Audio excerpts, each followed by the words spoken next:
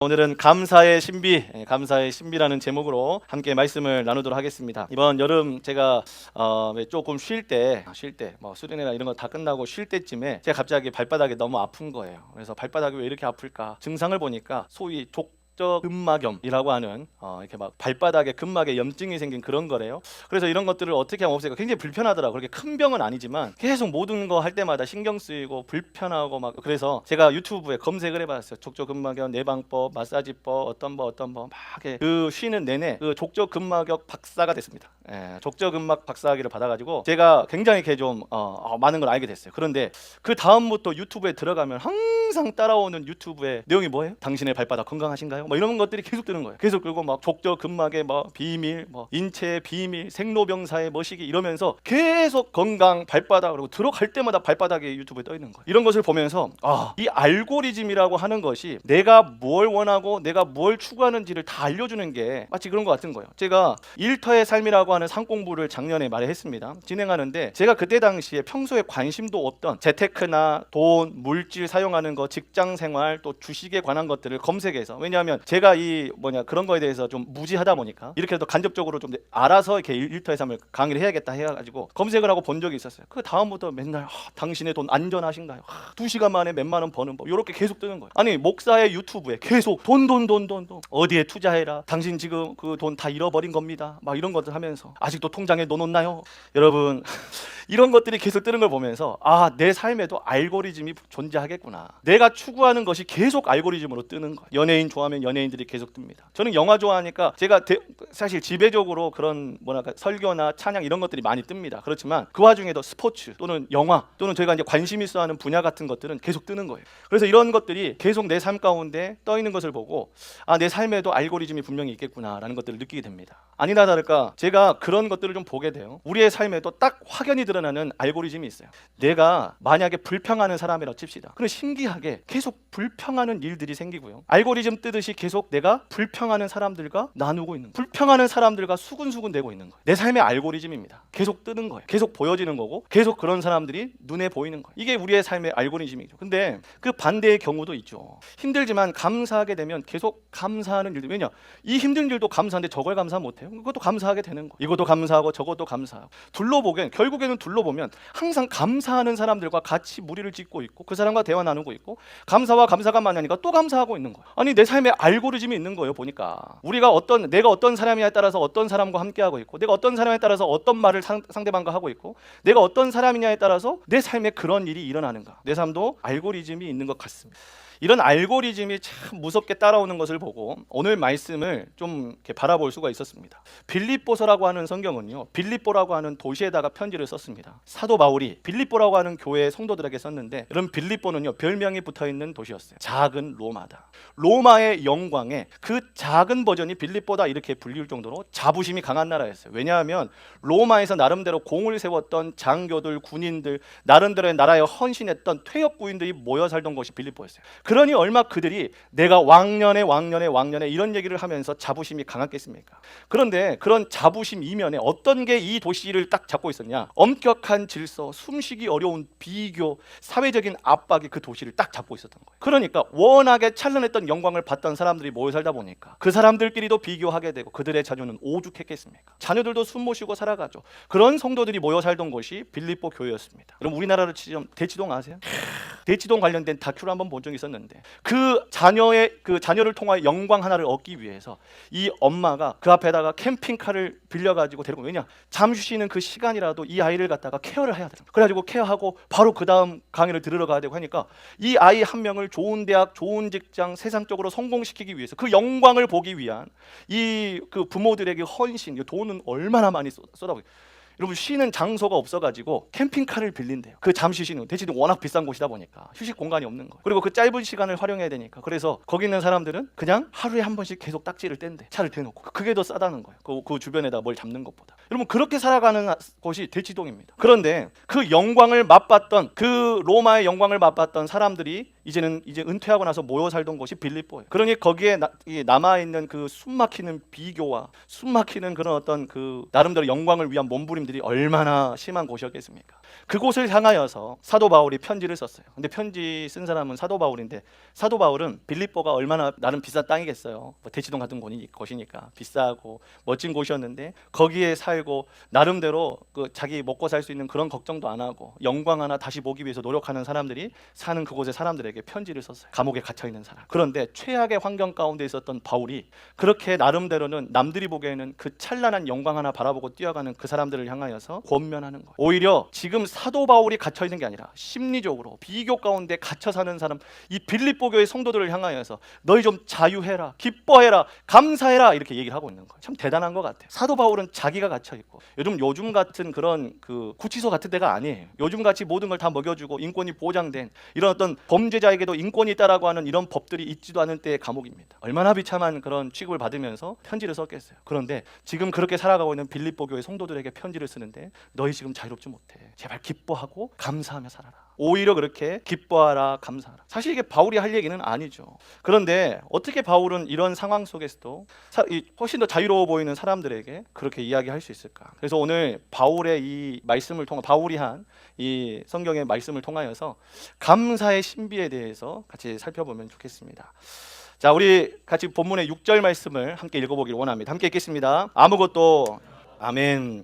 감사하는 마음으로 하나님께 아뢰십시오 라고 하는데, 감사하는 마음은 하나님 너무 감사합니다 라는 정도의 어떤 감사하는 마음 정도를 얘기하는, 단순히 고마움을 느끼는 정도의 상태를 얘기하는 단어가 아니에요. 여러분, 감사하는 마음이라 유카리스티아스라고 하는 그런 단어를 쓰는데, 이 단어 자체가 사실은 예배할 때 쓰는 단어예요. 예배할 때 자세를 얘기하는 거예요. 그러니까 단순히 고맙습니다가 아니라 지금 이 순간 하나님이 내게 행하신 일도 감사하고 앞으로 내가 모르지만 행하실 일들도 너무 감사합니다 라고 하는 하나님에 대한 절대 신뢰를 고백하는 감사예요. 그게 메타 유카리스티아스라고 하는 단어예요. 그러니까 지금 감사하는 마음으로 하나님께 아뢰라고 하는 이 단어는 그냥 고맙습니다가 아니라 지금도, 현재도, 앞으로도 하나님을 믿으니까 감사할 수 있다라고 하는 예배적인 단어라는 것이죠. 여기서 재밌는 뇌과학 하나 말씀드릴게요. 제가 참고로 저는 다큐멘터리 이런 거 굉장히 좋아합니다. 그리고 제가 한 번씩 너무 피곤할 때 한 번씩 보는 그런 다큐멘터리가 하나가 이제 예를 들면 자연 다큐, 바다 다큐 이런 거 좋아하고, 또 막 몸이 무너지고 고단할 때는 극한 직업 다큐 봅니다. 나는 아무것도 아니요 이런 걸 느끼기 위해서 극한 직업 이런 다큐를 봅니다. 그럼 제가 다큐를 보면서 언젠가 한번 재미있는 뇌과학에 대한 다큐를 보게 됐어요. 여러분, 우리 전두엽이라고 하는 것이 생각보다 신기한 이런 기관인 거예요. 여러분, 찐으로 감사, 진짜로 우리가 그 일이 딱 일어나는 순간 와 감사하다 바로 나오는 찐으로 감사하게 되는 감사가 있습니다. 그런데 이 감사하고 의도적으로 도저히 감사가 안 돼, 의도적으로 감사합니다 라고 하는 고백하고 이 전두엽이 구분을 잘 못합니다. 그러니까 실제로 감사해야지만이 튀어나올 수 있는 그런 감사하고, 내가 의지적으로 감사합니다 하고 그 모든 상황과 환경을 누르고 나서 얘기하는 그 감사하고 구분을 못한다는 거예요. 그러니 여러분, 같은 상황 안에서 누군가는 감사할 때만 감사하고 누군가는 그 모든 상황 가운데 감사를 하게 된다는 것이죠. 여러분, 감사하게 되면 이 뇌라고 하는 것이 그 뭐 옥시토신이며 뭐 이렇게 도파민이며 이런 걸 분출해 가지고 이런 코르티솔, 이런 스트레스 호르몬 같은 것들을 이렇게 누른다는 거예요. 수치를 계속 낮춘다는 거예요. 이런 거 보면서 저는 이 다큐 한 편을 봐도 와, 하나님께서 사람 몸 진짜 신기하게 지으셨다. 우리의 몸이, 여러분 감사에 대해서 사실 뭐 오늘만 이 시간에 설교를 듣겠어요. 여러분들 뭐 꼭 설교가 아니더라도 세상에서 또 감사가 너무 중요한 걸 이미 듣고 강연 같은 거 통해서 알 거예요. 그러니까 우리의 몸 자체가 감사에 반응하도록 하나님께서 만들어 놓으셨다는 거죠. 굉장히 신기한 뇌과학이고 인체의 신비입니다. 여러분, 제가 지금 단순히 긍정의 힘을 얘기하는 게 아니에요. 긍정적이면 다 된다 이런 걸 얘기하는 게 아닙니다. 지금 우리가 하는 감사는요, 메타 유카리스티아스라고 하는 단어에서 나온 감사라니까. 그 말은 무슨 말이에요? 단순히 긍정의 힘, 뇌를 속여가지고 의지적으로 헤헤 감사하지 않는데 감사하지롱 이런 게 아니에요. 우리가 하는 긍정의 힘이 아니라 지금 우리가 고백하는 감사는 하나님이 모든 상황을 다스린다라는 주권적인 섭리를 인정하는 감사예요. 지금 힘든 일도, 실패도, 아픔도, 괴로움도, 진짜로 감사하는 일도 하나님의 주권적인 섭리라는 것이죠. 그게 예배적인 자세에 오늘 얘기하는 감사입니다. 여러분, 지금 감사가 안 나오는 상황들이 분명히 있어요. 누군가를 보면 감사가 안 나와. 여러분 좌우에 한번 살펴보십시오. 보면 감사가 나오나요? 일단 고백합시다. 감사합니다. 감사합니다. 감사합니다. 일단 좌우를 보면, 세상을 보고 가족을 보고 좌우를 보고 앞뒤를 봐도 사실 감사할 수 있는 상황 많지가 않습니다. 환경도 어떠합니까? 그런데 의지적으로 하나님께서 그 또한 이 상황에서도 하나님 일하시고 저 사람을 통해서도 하나님이 일하시고 이러한 환경 속에서도 하나님 뜻이 있다라고 믿고 고백하는 게 우리가 고백하는 고백이라는, 감사라고 하는 사실입니다. 지금 오늘 말씀을 준비하는데 여러분, 감사가 단순히 기분 하나 바꾸기 위해서 이 설교를 하는 게 아니에요. 우리의 삶의 영적인 주파수 자체를 하나님께 맞추는 작업이 감사입니다. 네, 감사예요. 세상에서 얘기하는 감사, 남은 저렇게 막 아픈데 나는 안 아파서 감사, 이런 비교 감사 말고요. 지금도 현재도 앞으로도 하나님께서 내 삶의 주권자로 계시기 때문에 감사한 거예요. 이게 예배하는 감사라는 것이죠.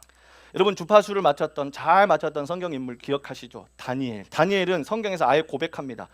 그 뜻을 하나님께 맞췄대요. 뜻을 정했대요. 여러분, 다니엘, 우리 얼마나 주변에 다니엘 많습니까? 멋진 다니엘, 뭐 이런 다니엘 저런 다니엘 많이 봤습니다. 여러분, 그렇게 사람들이 좋아하는 다니엘이 그 바벨론 땅에서 하나님께 딱 붙들릴 바 될 수 있었던 이유가 뭐냐면 바로 하나님께 뜻을 맞추고 주파수를 맞추며 살았기 때문에 그래요. 다니엘 6장에 보면은요, 사자굴에 이제 들어가는 줄 알면서도 기도하면 사자굴에 들어가는 법이 발휘가 됐어요. 근데 뜻을 정했기 때문에 1장에서부터 6장까지 계속 다니엘은 뭐 했어요? 감사 기도했대. 하나님께 감사했대. 예배하는, 왜냐? 지금 내가 어떤 상황에 처해 든지 감사한 거예요. 자, 우리 다니엘 6장 10절 말씀 같이 읽어볼게요. 함께 읽겠습니다. 다니엘은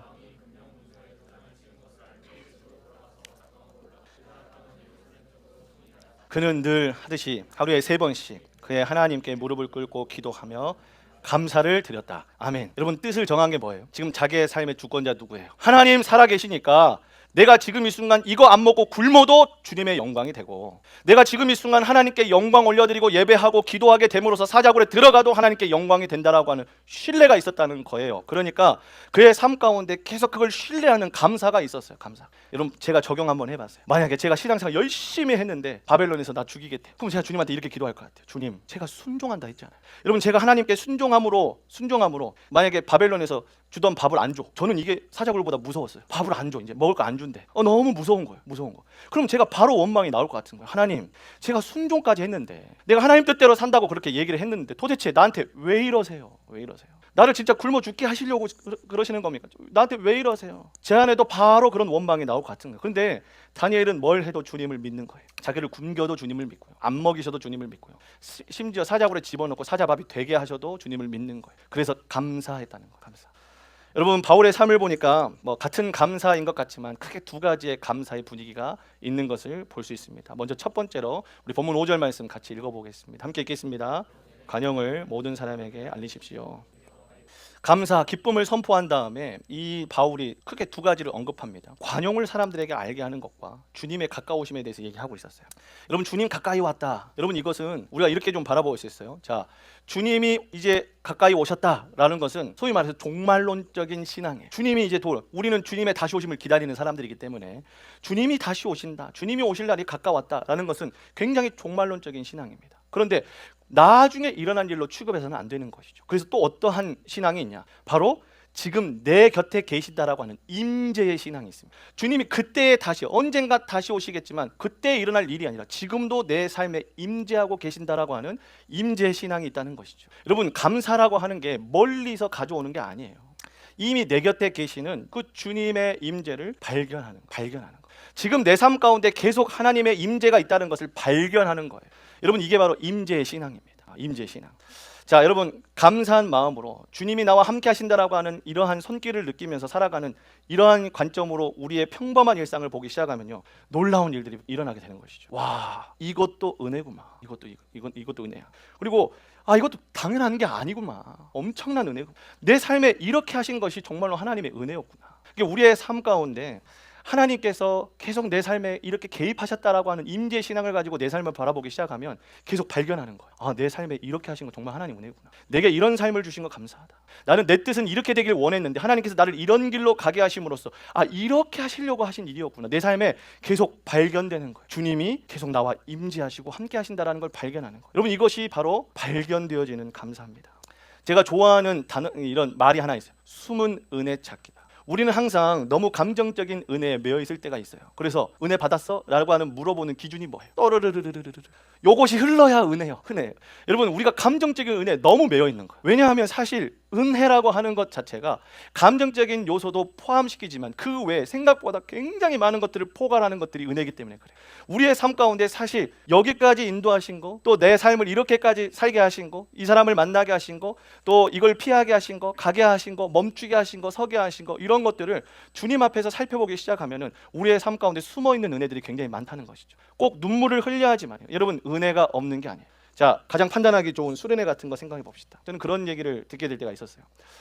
수련회 때 아무것도 못 느꼈대. 아무것도 못 느꼈대. 그거 너무 솔직하고 귀한 거예요. 그런데 그것을 통하여서 하나님께서 그의 삶을 바꿔 가시는 것도 많이 봅니다. 우리는 그 순간에 감정적으로 뭔가 남들이 막 눈물 흘리고 소리 지르고 막 또 이렇게 막 알 수 없는 그런 말들, 막 포카리스트 이런 방언, 은사 이런 것을 받아야지만이 우리는 뭔가 은혜가 임했다. 그렇게 판단하는 경우가 많기 때문에 수련회 때도 자기 은혜 못 받았다는 거예요. 근데 아니에요. 그의 삶을 보니까 하나님께서 계속 바꿔 가시는 거예요. 계속 그의 삶을 계속 수정해 가시고 교정해 가시는 걸 보는 거예요. 은혜가 꼭 감정에 있는 것이 아니라 내 삶의 전 인격적인 하나님의 통제하심 가운데 은혜가 있는 거구나. 그래서 은혜는 찾아가는 거예요. 숨은 은혜 찾기. 여러분, 하나님의 은혜를 좀 발견하면서 살아가는 사람들이 주변 사람들을 섬기게 되어지는 거. 이게 오늘 얘기하는 바로 관용입니다.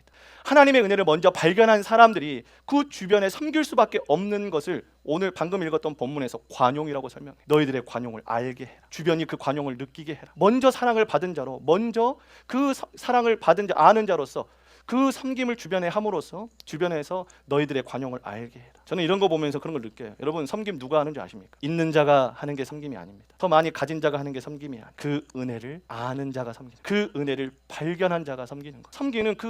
섬기는 것은요, 그 감사를 아는 사람이 섬길 수 있어요. 많이 가졌다고 섬겼으면 여러분, 부자들이 제일로 어찌 보면 잘 섬기겠죠. 그런데 섬기는 모습들을 보면요, 자기가 그 사랑 받아서 그 사랑 때문에 자기가 어떤 은혜를 누렸는지를 아는 사람들이 그렇게 섬기더라고요.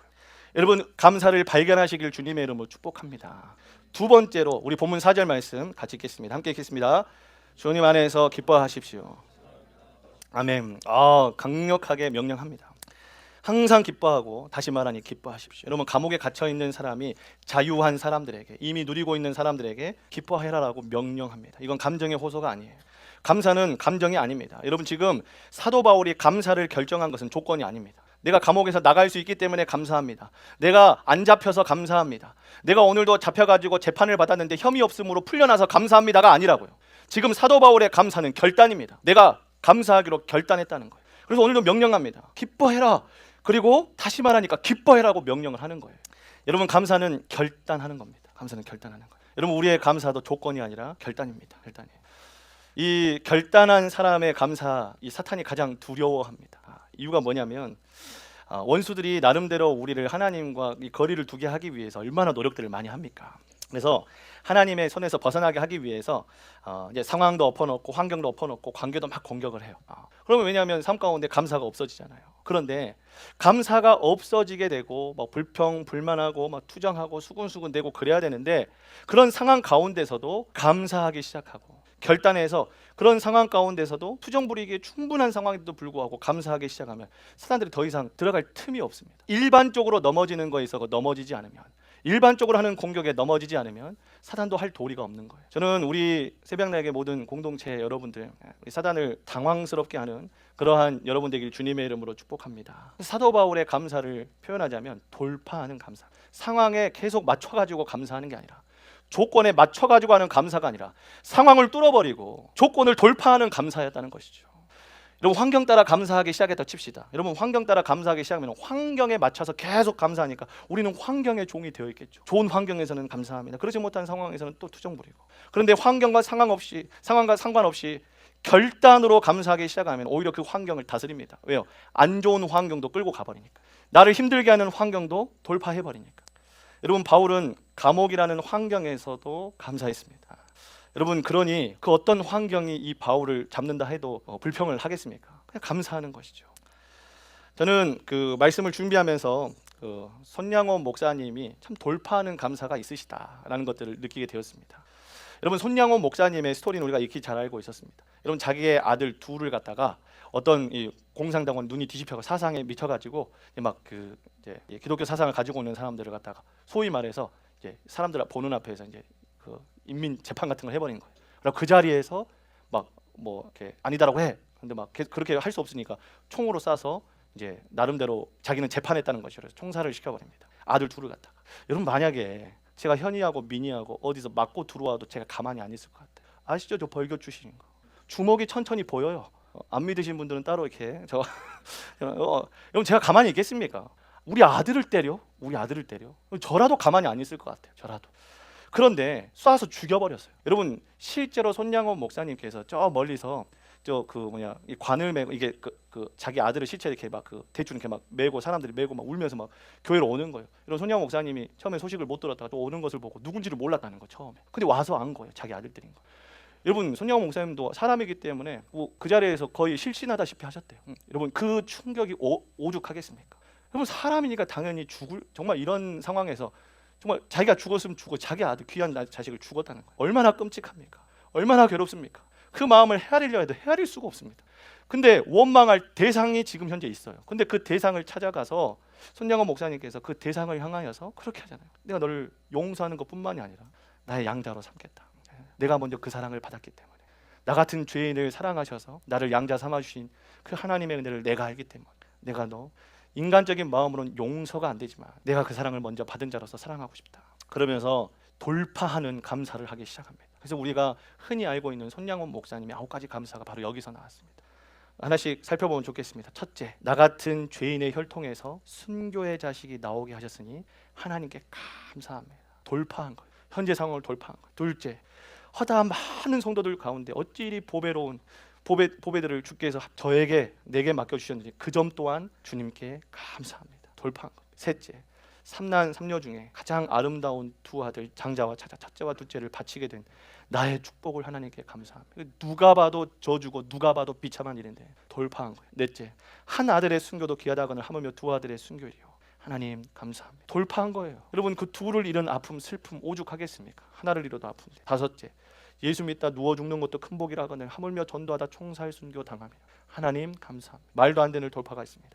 여섯째, 미국 유학 가려고 준비하던 내 아들 미국보다 더 좋은 천국에 갔으니 내 마음이 안심되어 하나님 감사합니다. 일곱째, 나의 사랑하는 두 아들 총살한 원수를 회개시켜 내 아들 삼고자 하는 사랑의 마음을 주신 하나님 감사합니다. 말도 안 되는 돌파가 일어나기 시작합니다. 여덟째, 내 두 아들의 순교로 말미암아 무수한 천국의 아들들이 생길 것이 믿어지니 우리 하나님께 감사합니다. 아홉째, 이 같은 역경 중에서도 이상 8가지 진리와 하나님 사랑을 찾는 기쁜 마음, 여유 있는 믿음 주신 우리 주 예수 그리스도께 감사합니다.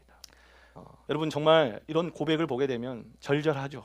자식을 잃은 그 아픔은 사람이 판단하거나 사람이 정할 수 있는 아픔이 아닙니다. 그런데 두 아들을 잃고 그것도 첫째, 둘째, 그것도 공부도 잘해서 미국 유학까지 준비하다 나름대로 자신의 삶 가운데 열심히 잘 길러서 부모님을 기쁘게 해드릴 수 있는 그런 유망한 아들을 잃어버린 말도 안 되는 고통과 아픔이었습니다. 그런데 그런 상황 가운데서도 돌파하는 감사가 일어났다. 환경에 맞춰가지고 한 감사가 아니라 조건이 되니까 하는 감사가 아니라 일희일비하면서 한 감사가 아니라 그 모든 상황 가운데서도 지금 이 순간 하나님의 주권을 믿으니 감사하는 것이죠.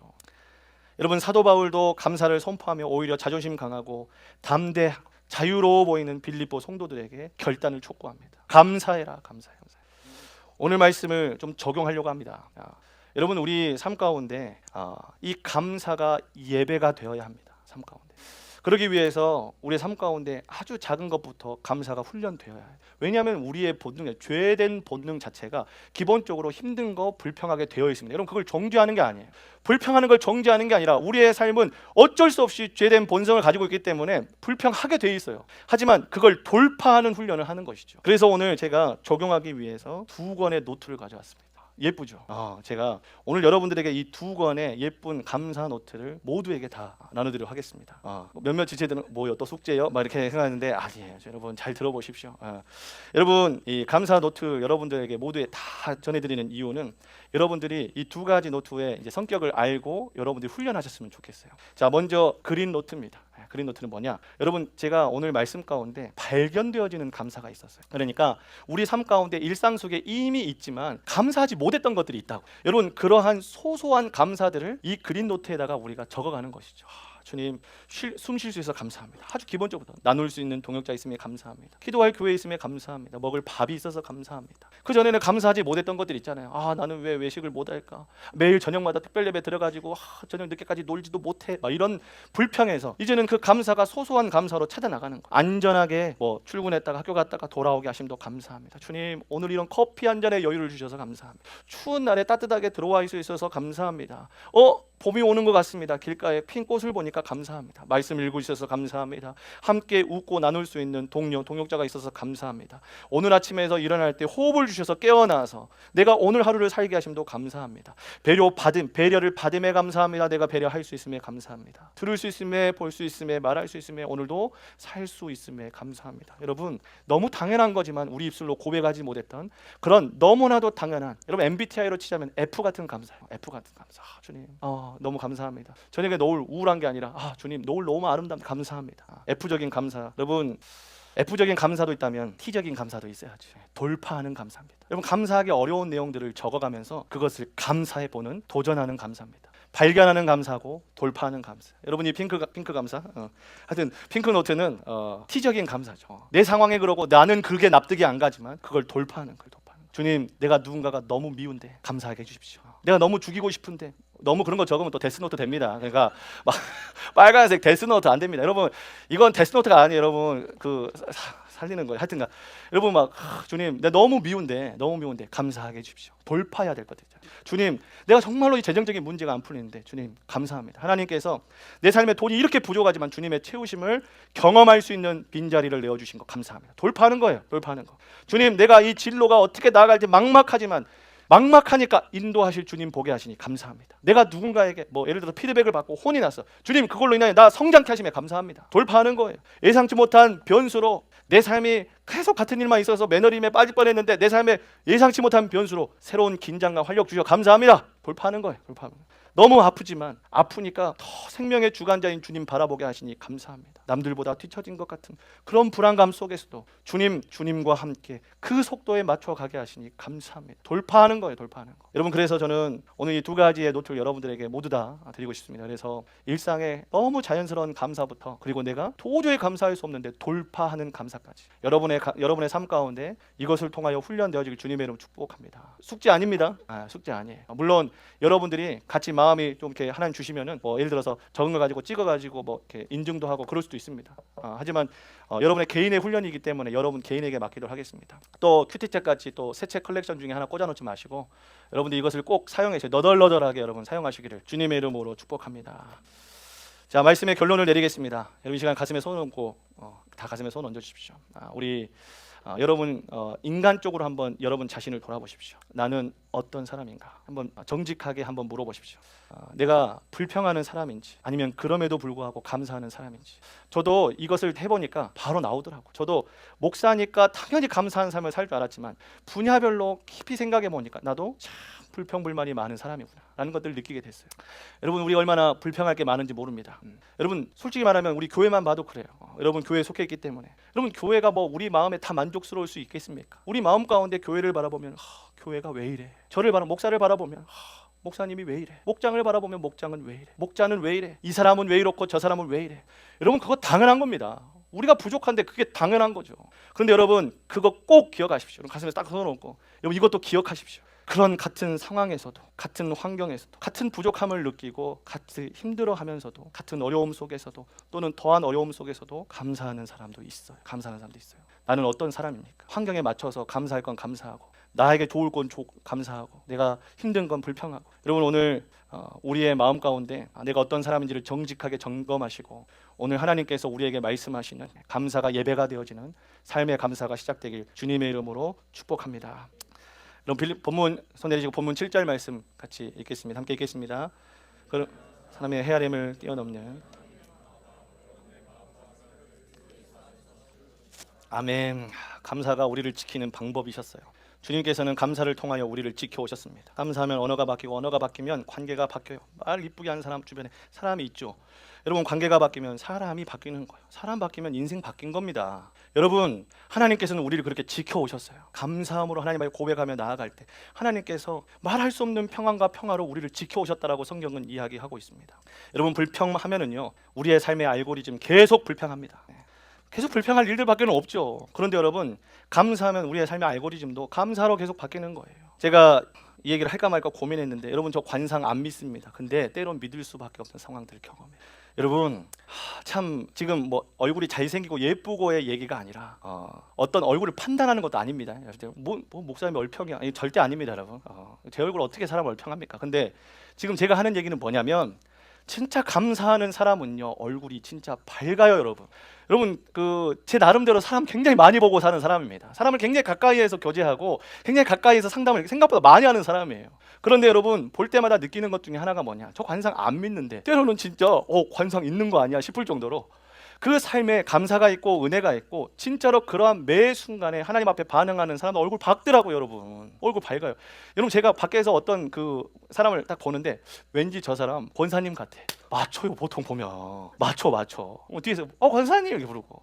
그러면 신기한 거 아세요? 다 왠지 저 사람 목사님 같은데 딱 보면 뭐예요? 목사님 모르면 목사님 돌아보는 거. 저는 일단 안 돌아봅니다. 목사님 그러면 다른 사람 부를 거야. 내 주변에 무슨 목사가 있겠지. 그러긴 하지만 하여튼간 여러분 진짜로 그런 것들이 여러분 어제 어떤 목장이 막 그 찬양 드렸는데 찬양이 언제나 넘치면 은혜로 얼굴이 환해요. 예쁘고 못생기고의 문제가 아닙니다. 지금 제가 얘기하는 것은 진짜로 그런 은혜와 감사에 반응하는 사람은 진짜 다르다는 것들을 저는 생각보다 많이 보고 삽니다. 여러분 예쁘고 여러분 예쁘다고 사람이 몰리는 게 아니에요. 진짜로 사람에게 기쁨을 주고 감사를 주고 평안함을 주는 것은 따로 있어요. 따로 있어.